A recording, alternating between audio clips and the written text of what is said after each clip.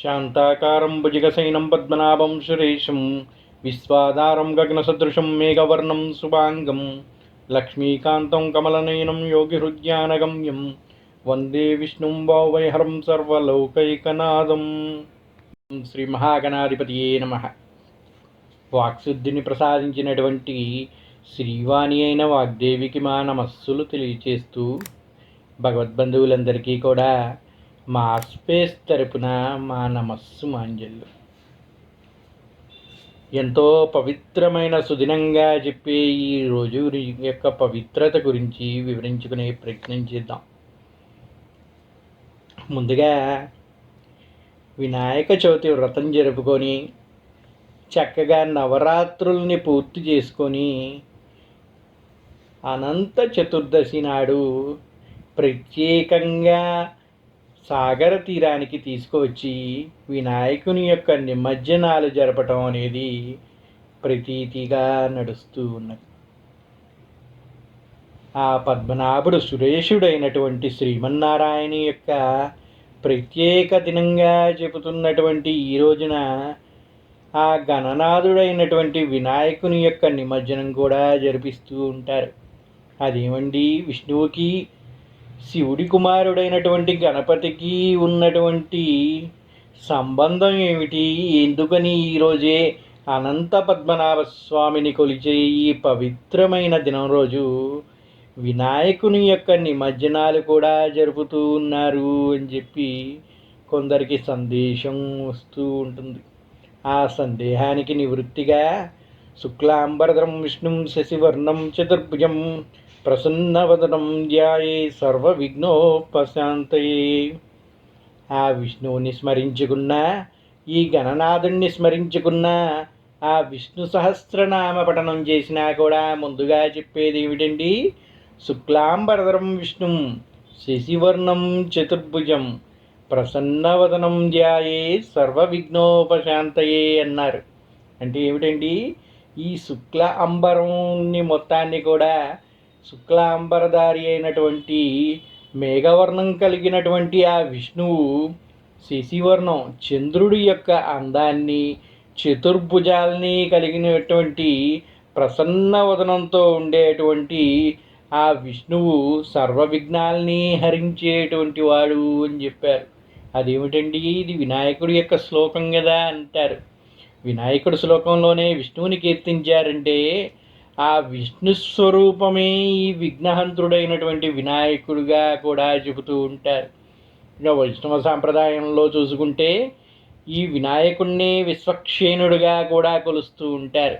ఎవరయ్యా ఈ వినాయకుడు అంటే సాక్షాత్తు విష్ణుస్వరూపమే బీజరూపంగా ఆ పార్వతీ తనయుడుగా వచ్చాడు అని చెబుతూ ఉంటారు. ఆ త్రిమూర్తుల యొక్క శక్తిని, ఆ ఆదిపరాశక్తి యొక్క అనుగ్రహాన్ని కూడా కలుపుకొని రాక్షస సంహారాన్ని గావించి గణాలన్నిటికీ అధినాయకుడుగా ఉండి విఘ్నాల్ని హరించడానికి వచ్చినటువంటి వాడు వినాయకుడుగా చెబుతూ ఉంటారు.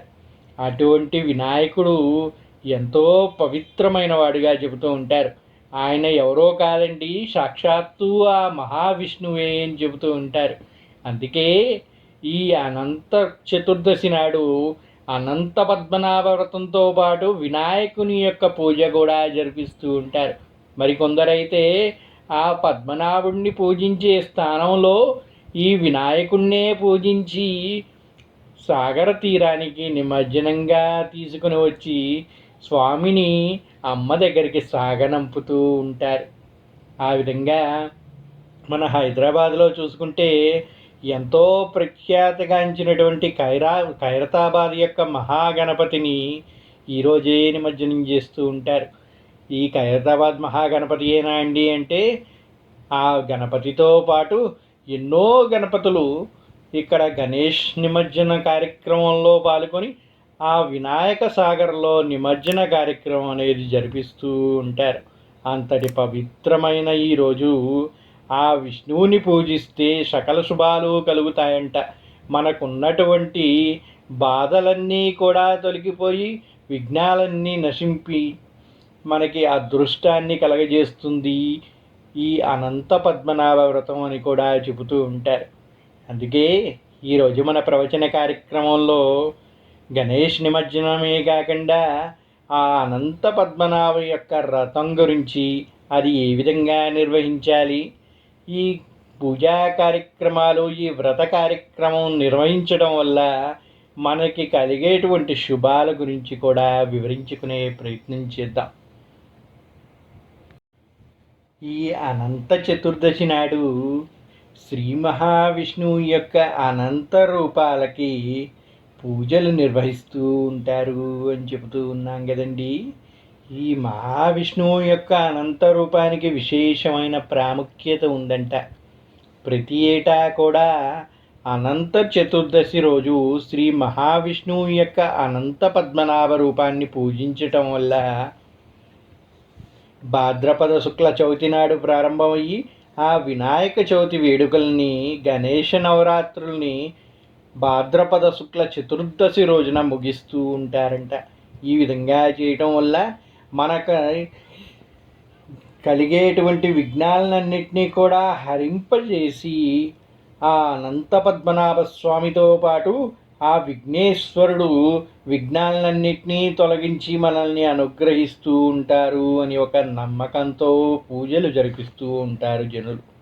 ఈ అనంత చతుర్దశి అనేది శ్రీ మహావిష్ణువుకి ఎంతో ప్రీతికరమైనదంట. ప్రతి సంవత్సరం కూడా భాద్రపద మాసంలో శుక్లపక్ష చతుర్దశి రోజున వస్తూ ఉంటుంది.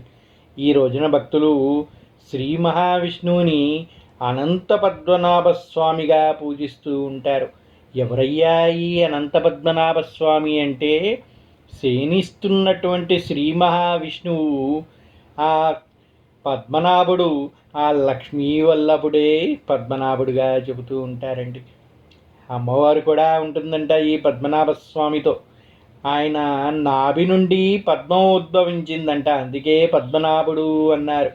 మహావిష్ణువు శయనిస్తున్న సమయంలో ఆ నాభి నుంచి ఒక పద్మం ఉద్భవించింది అని చెబుతూ ఉంటారు. ఆ పద్మం నుంచి ఆ బ్రహ్మ ఉద్భవించాడంట. దాని ద్వారానే ఈ సృష్టి మొత్తం కూడా నిర్మితమైనది అని చెబుతూ ఉన్నాయి పురాణాలు. అటువంటి పద్మనాభుణ్ణి ఈరోజు ప్రత్యేకంగా పూజిస్తూ ఉంటామన్నమాట. ఈ సంవత్సరం కానీ చూసుకుంటే ఈ 14వ రోజు అయినటువంటి చతుర్దశి ఈ భాద్రపద శుక్లపక్షంలో 6వ తారీఖున వస్తూ ఉన్నది. ఈ రోజున ప్రత్యేకించి శ్రీ మహావిష్ణువుని పూజిస్తూ ఈ అనంత చతుర్దశి వ్రతాన్ని నిర్వహిస్తూ ఉంటారు భక్తులందరూ కూడా. అనంత చతుర్దశి రోజున ఉదయాన్నే ప్రాతకాలమే నిద్రలేచి కాలకృత్యాలు అన్నీ కూడా తీర్చుకొని శుభ్రంగా శుచిగా స్నానం చేసి చక్కని బట్టల్ని ధరించాలంట. వ్రతం చేయాలనుకున్న వాళ్ళు ఈ రోజంతా కూడా ఉపవాసం పాటిస్తూ ఉంటారు. పూజ గదిని, ఇల్లుని అంతా కూడా శుభ్రపరచుకొని చక్కగా అలంకరించుకొని అనంతరం పూజ కోసం ప్రత్యేకంగా పీఠం ఏర్పాటు చేసుకుంటూ ఉంటారంట. ఈ పీఠంపై శ్రీ మహావిష్ణువు, వినాయకుడి యొక్క విగ్రహాలు లేదా చిత్రపటాలని ప్రతిష్ఠించి ఈ విగ్రహాలకి పసుపు, కుంకుమ, గంధం, పూలతో అందంగా అలంకరించి కలశం ఏర్పాటు చేసుకొని ఈ వ్రత కార్యక్రమాన్ని నిర్వహిస్తూ ఉంటారు అని చెబుతూ ఉంటారు. వ్రతంలో అత్యంత ముఖ్యమైనది ఏమిటయ్యా అంటే అనంతదారము అంటారు. ఈ అనంతదారము అనే సూత్రాన్ని తయారు చేసుకొని దాన్ని చేతికి ధరించి ఈ వ్రతాన్ని నిర్వహిస్తూ ఉంటారంట. మనం వ్రత కార్యక్రమాల్లో తోరం అని ఒకటి తయారు చేసుకుంటూ ఉంటాం కదండి. ఆ తోరానికి ఈ అనంత పద్మనాభ వ్రతంలో 14 ముడులు వెయ్యాలంట. మనం మామూలుగా ఏదైనా చేసుకుంటే ఏం చేస్తామండి, 9 పోగులతోటి ఒక దారాన్ని తీసుకొని ఆ దారాన్ని 9 పోగులుగా చేసి దానికి పూలు, మామిడాకు లాంటివి కట్టి దాన్ని తోర పూజ చేసి ధరించి వ్రతాన్ని ఆరంభిస్తూ ఉంటాం కదండి. అటువంటి వ్రతానికి ఈ వ్రతంలో అనంత దారము అనే విధంగా చెబుతూ ఉంటారంట. ఆ దారాన్ని తీసుకొని 14 ముడులు వేయాలంట. ప్రతి ముడి వేసేటప్పుడు స్వామివారికి నమస్కరించుకొని మనస్సులో ఉన్న కోరికల్ని చెప్పుకోవాలంట. ఈ దారాన్ని పూజలో పెట్టి పూజ పూర్తయ్యాక దాన్ని చేతికి కట్టుకోవాలని లేదా మెడలో వేసుకోవాలని చెబుతూ ఉంటారు. అలాగే స్వామివారికి పంచామృత అభిషేకం చేసి ఆ తర్వాత పూలు పళ్ళు పిండి పదార్థాలు నైవేద్యంగా సమర్పించాలంట. ఇప్పుడు అనంత పద్మనాభ స్వామి యొక్క వ్రత కథ చదువుకొని స్వామివారికి హారతి ఇచ్చి ఈ పూజలో పాల్గొన్న వారందరికీ కూడా తీర్థ ప్రసాదాలని పంచిపెట్టి స్వామివారి అనుగ్రహానికి పాత్రులు కావాలి అని చెబుతూ ఉన్నాయి పురాణాలు. మరి అటువంటి అనంత పద్మనాభ స్వామి యొక్క వ్రతాన్ని జరిపించుకొని మీ ఇల్లంతా కూడా సుభిక్షంగా ఉండేటట్టు మీ కుటుంబ సభ్యులందరూ కూడా ఆయురారోగ్యాలతో ఎటువంటి విఘ్నాలు లేకుండా చక్కని సంపదలతో సౌభాగ్యవతులుగా ఉండాలనే ఉద్దేశంతో ఇటువంటి ఒక వ్రతాన్ని చెప్పారంట. మరి ఆ వ్రతం యొక్క వ్రత కథని కూడా మనం వివరించుకుందాం. వ్రత కథ చెప్పుకునే ముందు ఈ అనంత చతుర్దశి రోజు ఏ సమయంలో ఈ వ్రత కార్యక్రమాన్ని చేపట్టాలి, దాని యొక్క ముహూర్తాల గురించి ముందుగా వివరించుకుందాం. ఈ ఏడాది సెప్టెంబర్ 6న అనంత చతుర్దశిని జరుపుకుంటూ ఉంటారు. చతుర్దశి తిథి ప్రారంభం సెప్టెంబర్ 6వ తారీఖు ఉదయం 3:12 గంటలకి ప్రారంభం అవుతుందంట. చతుర్దశి తేదీ 7వ తారీఖు ఉదయం 1:41 గంటల వరకు ఉంటుందంట.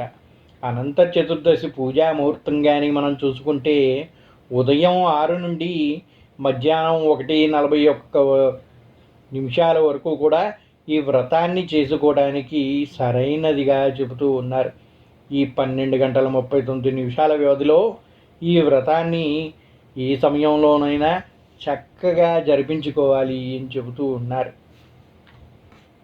ఏ వ్రతాన్ని తలపెట్టినప్పటికీ ఆ వ్రతం యొక్క ఫలం సరిగ్గా మనకి అందాలి అంటే నిస్వార్థంగా భక్తి శ్రద్ధలతో స్వామివారిని పూజిస్తేనే అది సాధ్యమవుతుంది అంటారు. అలాగే మనకి చేతనైన విధంగా ఆ స్వామిని కొలవటమే కాకుండా ఆ తీర్థప్రసాదాలని ఇంకా 10 మందికి పంచి వాళ్ళకి కూడా ఇటువంటి ఒక వ్రతం ఉన్నదని, దాని ద్వారా శుభ ఫలితాలు కలుగుతాయనే వివరణ ఇవ్వటం వల్ల దాని యొక్క ఫలితాలు మనకి సిద్ధిస్తాయి అని చెబుతూ ఉంటారు. ఏమిటయ్యా అంటే ఏదైనా కూడా మనస్వార్థం కోసం మనం మాత్రమే చేసుకొని బాగుపడాలి అనే ఆలోచనని కొంచెం తగ్గించుకొని మనతో పాటు మన చుట్టూ ఉండేవాళ్ళు కూడా అటువంటి అదృష్టానికి నోచుకోవాలనే ఉద్దేశంతో 10 మందికి కూడా ఇటువంటి ఒక వ్రతం ఉందని దాని నిర్వహణ విధానాన్ని వాళ్ళకి తెలియచేయటం వల్ల వాళ్ళ యొక్క ఫలితంతో పాటు మీకు కూడా మంచి జరుగుతుంది అని చెబుతూ ఉంటారు. అలాగే మీకు చేతనైనంత మందికి దాన ధర్మాలు కూడా జరిపించటం వల్ల మరింత ఫలితం లభిస్తుంది అంటారు. దాన ధర్మాలు అనగానే బ్రాహ్మణుడికి బియ్యం ఇచ్చామండి, లేదంటే ఇంకేదో ఇచ్చామండి అని కాదండి. దాన ధర్మం ఎలాంటి వారికి ఇవ్వాలంటే అవసరం ఉన్నవాడికి అందించాలంట. ఎప్పుడూ కూడా మీరిచ్చే దానాన్ని స్వీకరించేవాడు సరైన వాడు అయి ఉండాలంట. ఎటువంటి వాడయ్యా అంటే అన్నీ ఉన్నవాడికి దానం ఇస్తే దాని యొక్క ఫలితం మనకి ఎప్పుడూ కూడా లభించదు అని చెబుతూ ఉంటారు. లేని వారికి ఎవరికైనా మీరు ఆ సహాయం చేసినట్టయితే దానివల్ల వాళ్ళు లబ్ధి పొందటం వల్ల ఆ దేవుడు మరింత సంతోషించి మిమ్మల్ని అనుగ్రహిస్తూ ఉంటాడు అని చెబుతూ ఉంటారు. అందువల్ల సరైన గ్రహత గురించి వెతికి అవసరం ఉన్నవారికి దానాన్ని ఇవ్వాలి అని చెప్తూ ఉంటారు. దానం ఇవ్వడానికి కులమత భేదాలతో సంబంధం లేదండి. మానవ సంబంధంలో ఎటువంటి వారికైనా అవసరం ఉన్న వాళ్ళకి దానం అందిస్తే దాని యొక్క పుణ్యం తప్పక లభిస్తుంది అని చెబుతూ ఉంటారు. మరి ఇప్పుడు మనం అనంత చతుర్దశి గురించి చెప్పుకున్నాం, దీని యొక్క పవిత్రత గురించి చెప్పుకున్నాం. మరి ఈ వ్రత విధానం ఏమిటి, ఈ వ్రతాన్ని ఎందుకు చేపిస్తున్నారు అని తెలుసుకోవాలంటే ఈ వ్రత కథ గురించి వినాలి అని చెబుతూ ఉంటారు. అటువంటి అనంత పద్మనాభ వ్రత కథని ఇప్పుడు చెప్పుకుందాం. ఈ అనంత చతుర్దశి నాడు జరుపుకునే ఈ అనంత పద్మనాభ వ్రతం అనేది కష్టాల్లో ఉండి ఇబ్బందులు అనుభవిస్తున్న వారు దాని నుంచి బయటపడి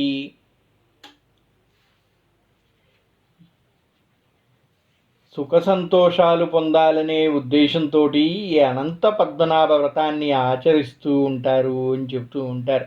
పూర్వకాలం నుంచి ఈ వ్రతాన్ని ప్రస్తావన భారతావనిలో వినిపిస్తూ ఉంటుంది. పూర్వం పాండవులు వనవాస సమయంలో వారి యోగక్షేమాలు తెలుసుకునేందుకు శ్రీకృష్ణుడు వారి వద్దకు వెళ్ళగా అప్పుడు ధర్మరాజు శ్రీకృష్ణుడితో ఈ వనవాసంలో తాము పడుతున్న కష్టాలని చెప్పి వీటిని పోగొట్టే మార్గం ఏదైనా ఉంటే చెప్పమని అడిగాడంట. అప్పుడు శ్రీ మహావిష్ణువు శ్రీకృష్ణుడు భాద్రపద శుక్ల చతుర్దశి రోజున అనంత పద్మనాభ వ్రతాన్ని ఆచరిస్తే కష్టాలు దరిద్రాలు అన్నీ కూడా తొలగిపోయి మంచి ఫలితాలు మీకు లభిస్తాయి అని వివరించాడంట. కథ గురించి తెలుసుకునేటప్పుడు సుమంతుడు సుగుణవతి యొక్క వివాహం గురించి చెబుతూ ఉంటారు. పూర్వం కృతయుగంలో వేదాంగ శాస్త్రాల్లో పండితుడైన సుమంతుడు అనేటువంటి బ్రాహ్మణుడు ఒకడు ఉండేవాడంట. అతని భార్య పేరు దీక్షాదేవి. వీరి ఏకైక కుమార్తె సుగుణవతి అంట. ఈ సుగుణవతికి ఎంతో దైవభక్తి ఉందంట. సుగుణవతి యుక్త వయసు వచ్చేటప్పటికీ తల్లి దీక్షాదేవి మరణించిందంట. అప్పుడు సుమంతుడు మళ్ళీ రెండో వివాహం చేసుకున్నాడంట. ఆ రెండో భార్య పరమగయ్యాలంట. ఈ క్రమంలో సుమంతుడు తన కుమార్తె అయిన సుగుణవతికి కౌండిన్య మహర్షికి ఇచ్చి వివాహం జరిపించాడంట. అప్పుడు సుమంతుడుకు తన అల్లుడికి ఏదో ఒక బహుమానం ఇవ్వాలనుకున్నాడంట.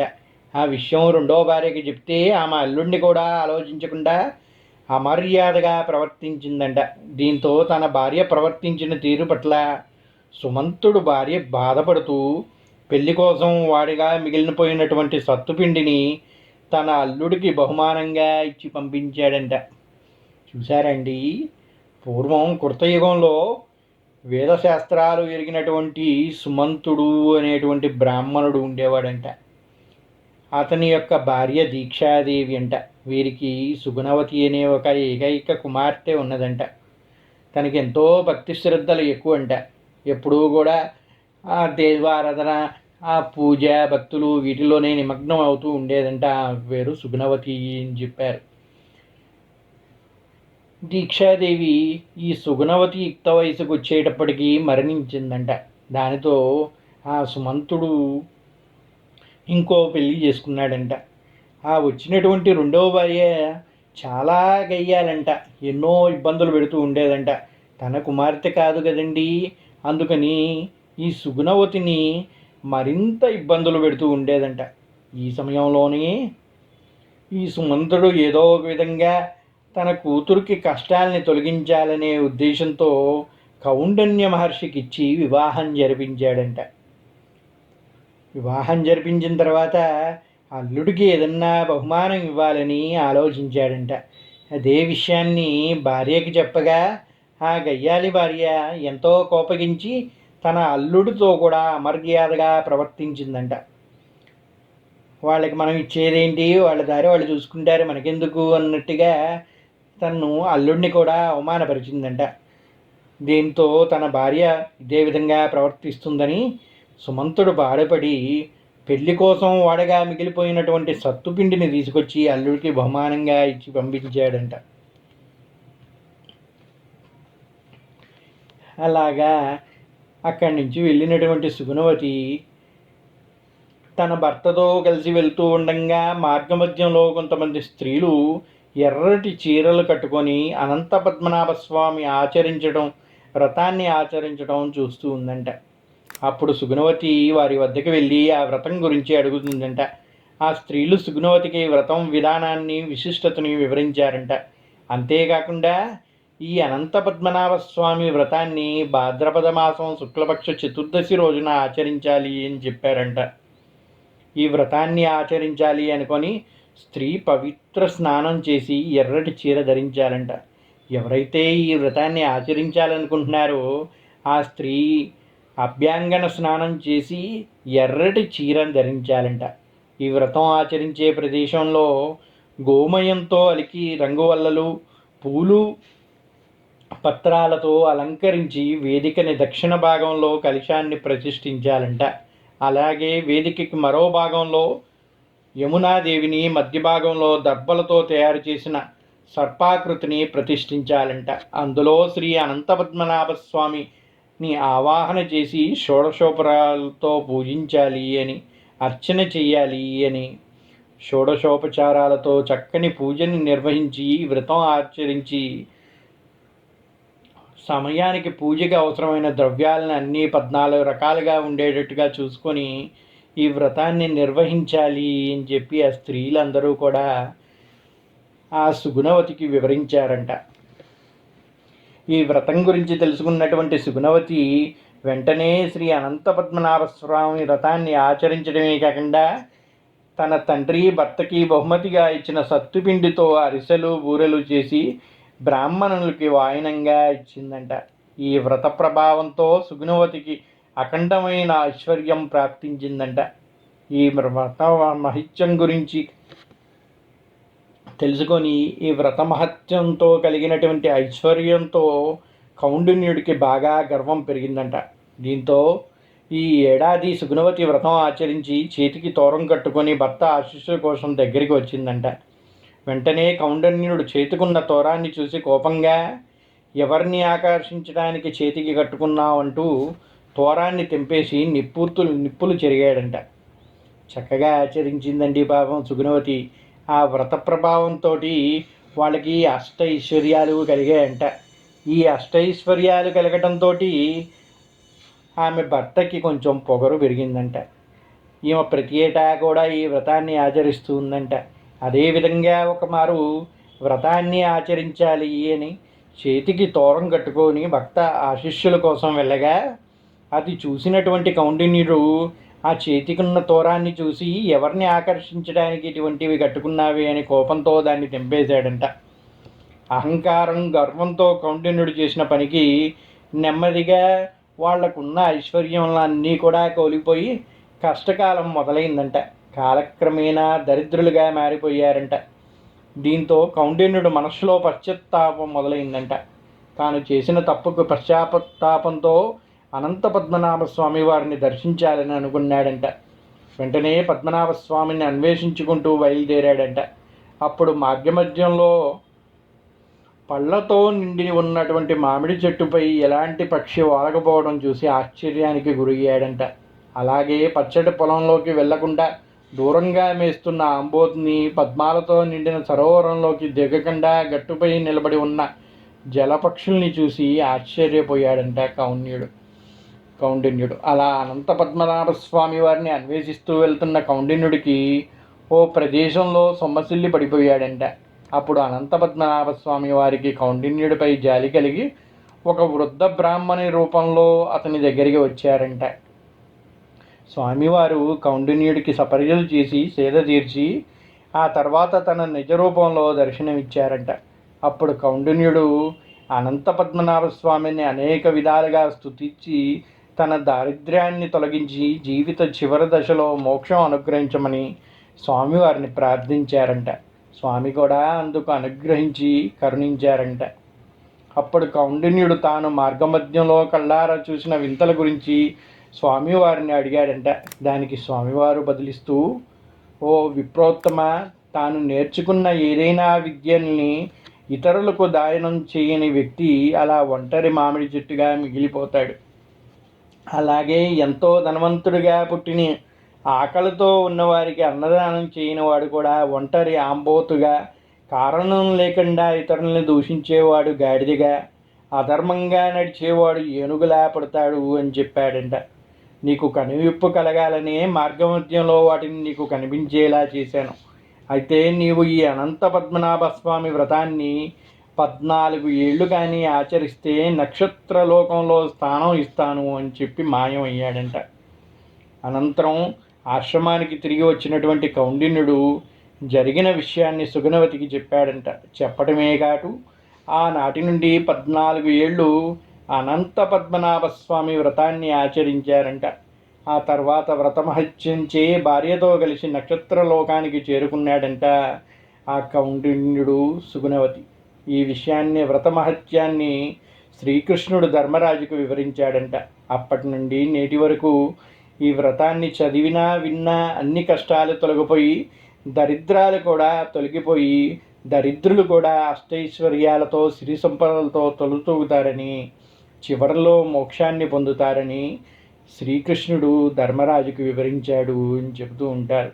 అటువంటి చక్కని వ్రతాన్ని భక్తి శ్రద్ధలతో ఆచరించి స్వార్థాన్ని కొంచెం తగ్గించుకొని 10 మందికి సహాయపడే విధంగా ప్రయత్నించి ఆ దేవదేవుని అనుగ్రహాన్ని పొందాలని ప్రార్థిస్తూ స్వస్తి. సర్వే జనా సుఖినో భవంతు.